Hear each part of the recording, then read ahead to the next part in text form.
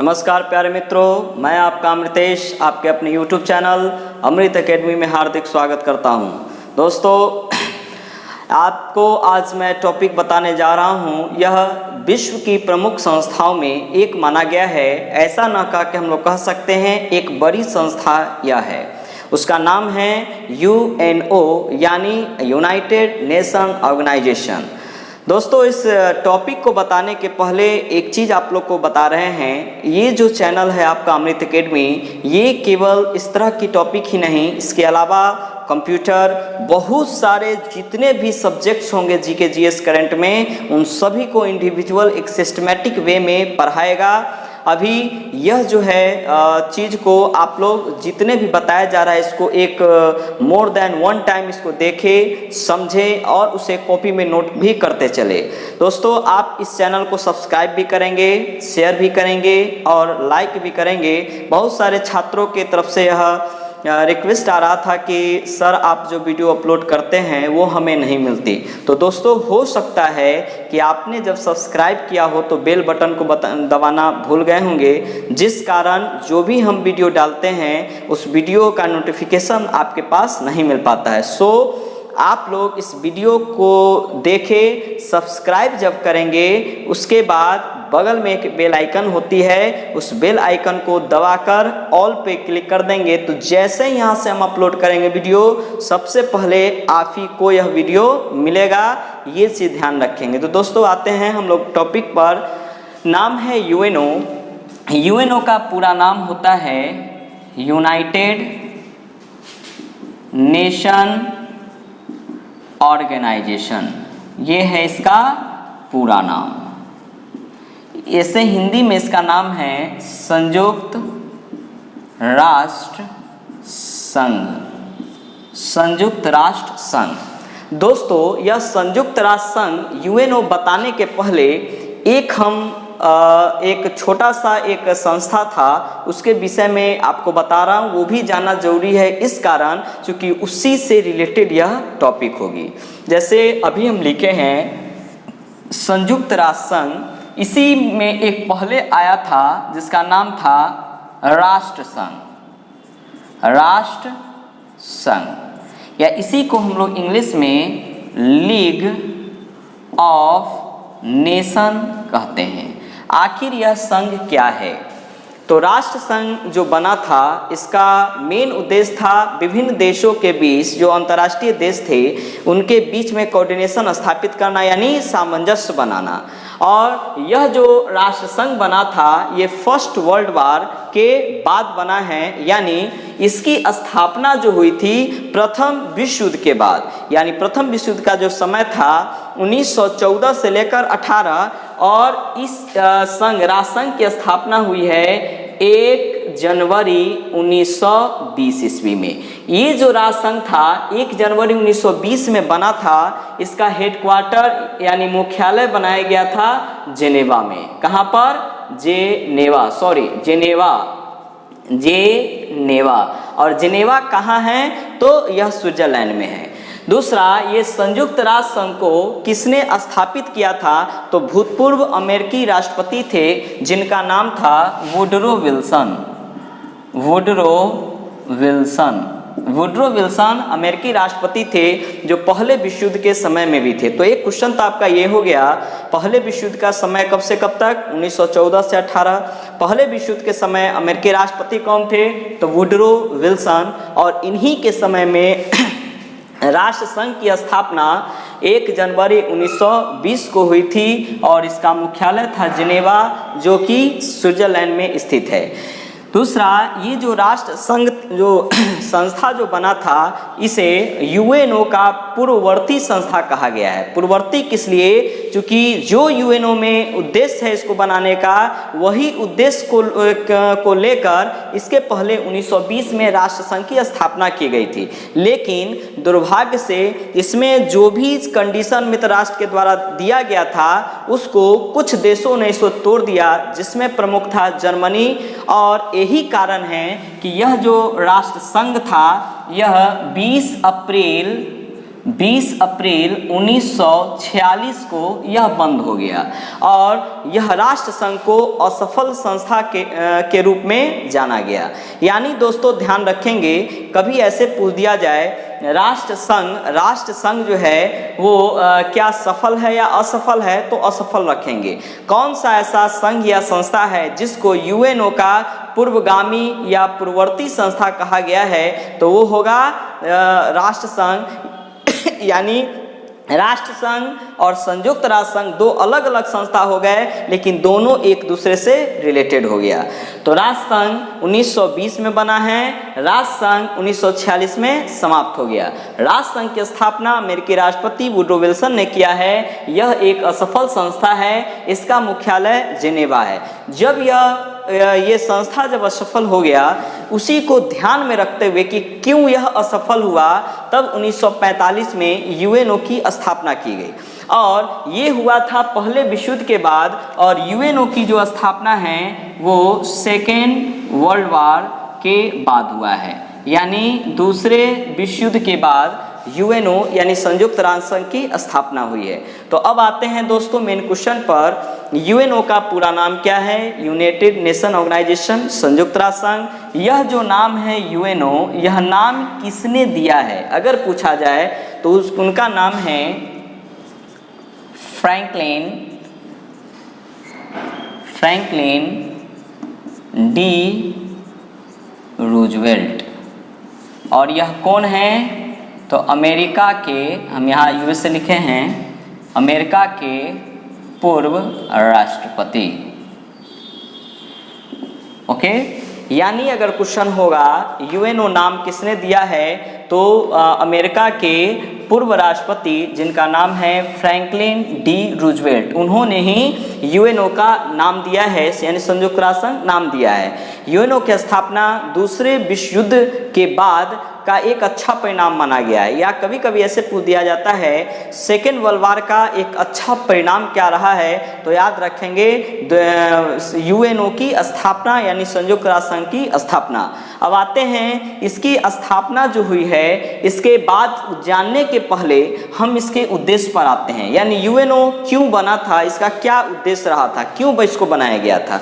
तो ये उद्देश्य था अंतर्राष्ट्रीय शांति और सुरक्षा बनाए रखना, यानी विभिन्न देशों में जितने भी दुनिया में देश हैं वहाँ अंतर्राष्ट्रीय शांति और सुरक्षा बनाए रखना, ये इसका एक नंबर उद्देश्य था। दूसरा उद्देश्य था अंतर्राष्ट्रीय विवादों का शांतिपूर्ण समाधान करने, यानी कि विभिन्न देशों के साथ जो विवाद होते हैं उसको किसी तरह से सुलझाना बिना किसी हिंसात्मक प्रवृत्ति के, ये इसका दूसरा उद्देश्य था। तीसरा उद्देश्य था विश्व को पर्यावरण के प्रदूषण से बचाव हेतु प्रयास करना, यानी पर्यावरण में जो प्रदूषण होते हैं उसको हम कैसे बचाएंगे, उससे कैसे बचेंगे उससे हम प्रदूषण से, उसके विषय में भी यूएनओ सोचता है यानी प्रयास करता है। चौथा उद्देश्य है विश्व को बीमारी, गरीबी, निरक्षरता से मुक्त करने का प्रयास करना। विभिन्न देशों में आजकल तरह तरह की बीमारियां होती है, गरीबी है और इलिटरेट लोग हैं, निरक्षर लोग हैं, उसको हम कैसे ठीक करेंगे उसके विषय में भी यूएनओ सोचता है। इसका एक मुख्य उद्देश्य में एक है। उसके बाद आते हैं अगले में, तो विश्व की जनता को स्वतंत्रता के प्रति सम्मान की भावना प्रोत्साहित करना, यानी हम लोग स्वतंत्र हैं और स्वतंत्र जो है वो एक सम्मानित व्यक्ति की तरह, इस भावना को जागृत करना भी यूएनओ का एक उद्देश्य होता है। छठा जो उद्देश्य है उपनिवेश प्रवृत्तियों को हतोत्साहित करना, यानी निवेश नहीं उपनिवेश को हतोत्साहित करना। सातवां है आर्थिक, सामाजिक, सांस्कृतिक, शैक्षिक समस्याओं को सुलझाने हेतु अंतर्राष्ट्रीय स्तर पर मिलकर कार्य करना, यानी जितने भी आर्थिक, सामाजिक, सांस्कृतिक या शैक्षिक समस्याएं हैं उसको हम कैसे ठीक करेंगे, कैसे उसका समाधान निकलेगा, उसी के विषय में यूएनओ बताता है।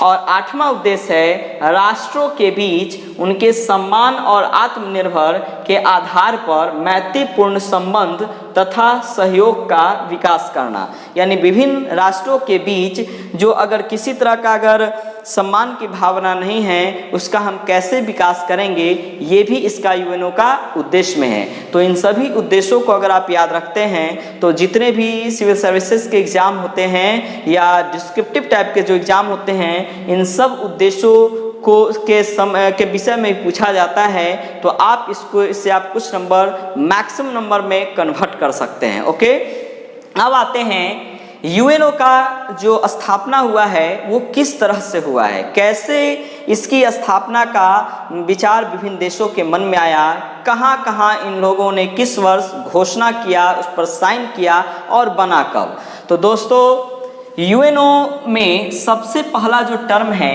कि यूएनओ की रूपरेखा का जो निर्माण है उसके विषय में, और 21 अगस्त 1944 से 7 अक्टूबर 1944 तक एक जगह था डॉम्टन ऑक्स भवन जो वॉशिंगटन में पड़ता है।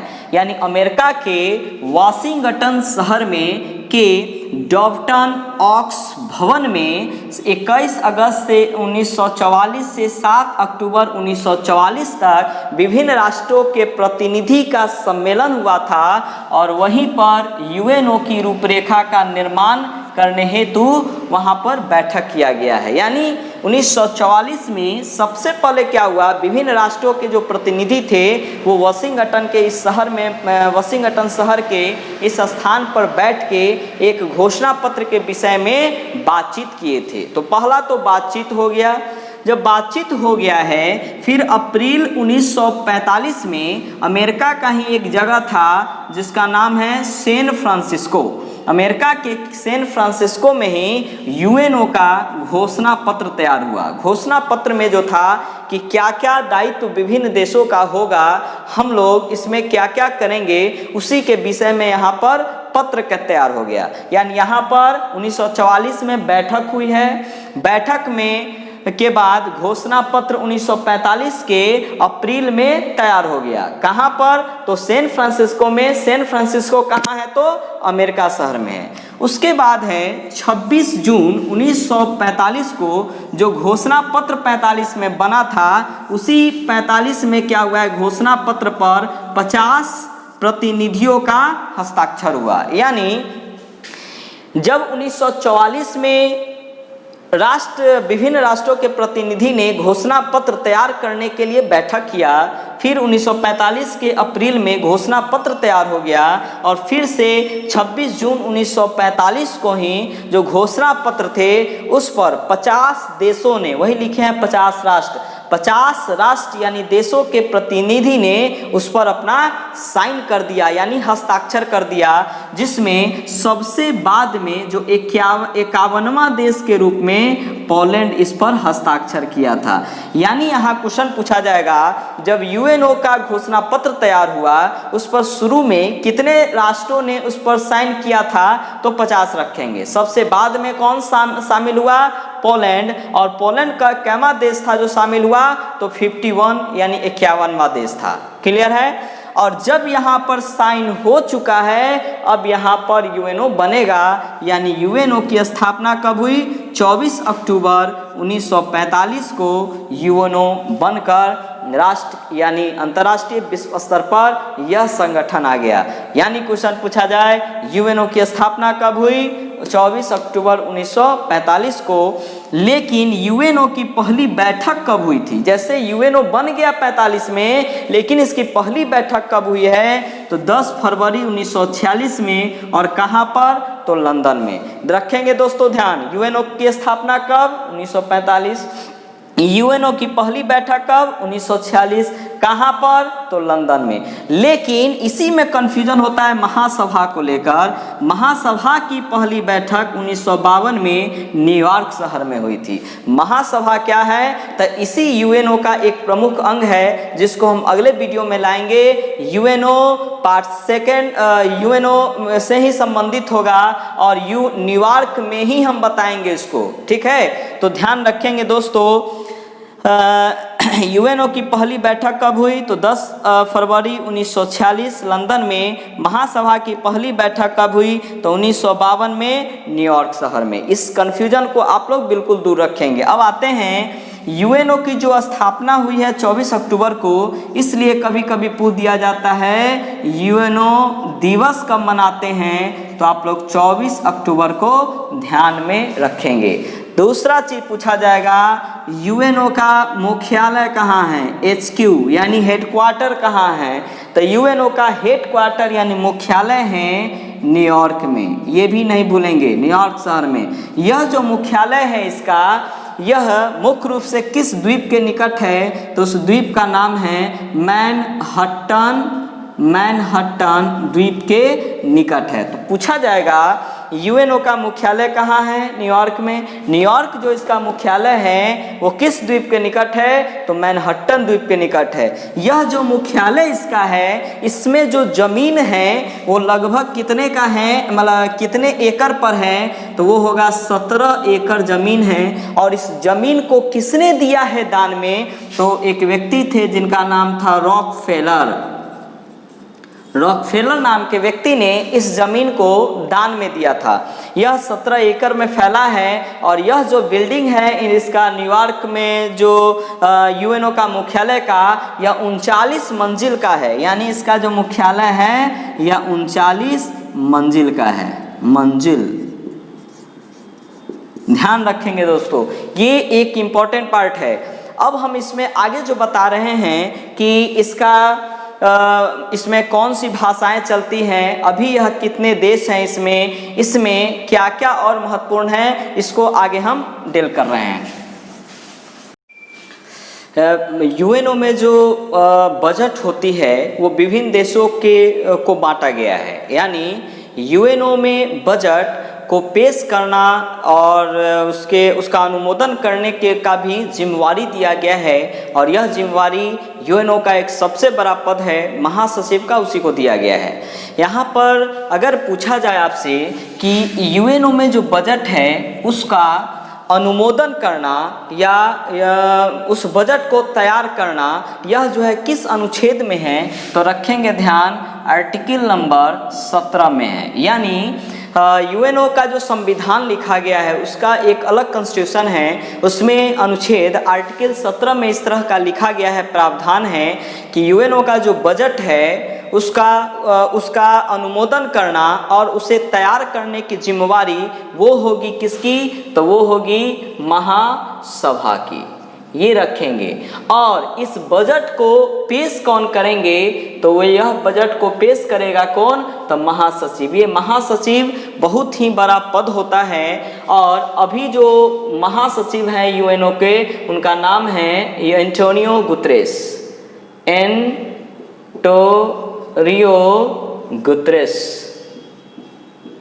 और ये हैं कहाँ के? तो पुर्तगाल के हैं। यानी देखिए यूएनओ का बजट कौन पेश करता है? तो महासचिव। पूछा जाएगा कि यूएनओ का बजट जो पेश होता है इसका उल्लेख किस अनुच्छेद में है? तो अनुच्छेद हो जाएगा 17। इसका अनुमोदन या तैयार करने की जिम्मेवारी किसको है? तो महासभा को।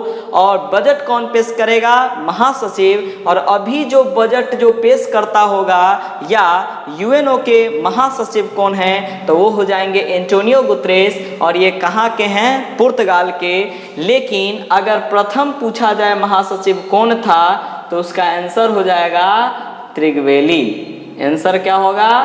त्रिगवेली। और ये कहाँ के हैं? तो नॉर्वे के हैं। अब आता है क्वेश्चन, ये जो बजट यूएनओ का है ये कितने वर्ष पर अनुमोदित होता है, यानी तैयार होता है?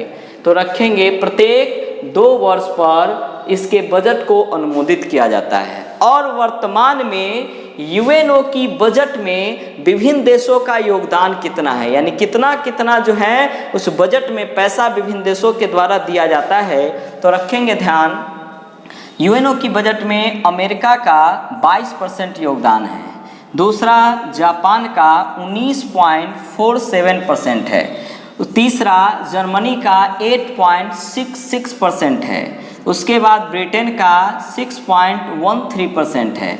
उसके बाद फ्रांस है 6.03%, इटली है 4.89%, कनाडा है 2.81%, रूस है 1.10% और नौवां जो है सबसे बड़ा इसमें योगदान भारत का है 0.341%। यानी यूएनओ में भारत जो योगदान करता है बजट में, वो कैमा सबसे बड़ा देश हो जाएगा, तो भारत नौवां सबसे बड़ा बजट में योगदान करने वाला देश है। अब आते हैं कि यूएनओ में कुल जो देश हैं वो कितने हैं अभी, ठीक है। तो हम बताए थे कि यूएनओ में जब बना था, यानी संस्थापक देश कितने थे 50, जो बाद में 51वां देश पोलैंड शामिल हुआ था। लेकिन वर्तमान में यूएनओ में कुल देश, टोटल देश पूछा जाए तो 193 है। यानी टोटल देश यूएनओ में कितने शामिल है 193, और 193वां देश कौन है जो यूएनओ में शामिल हुआ है, उसका नाम होगा दक्षिण सूडान।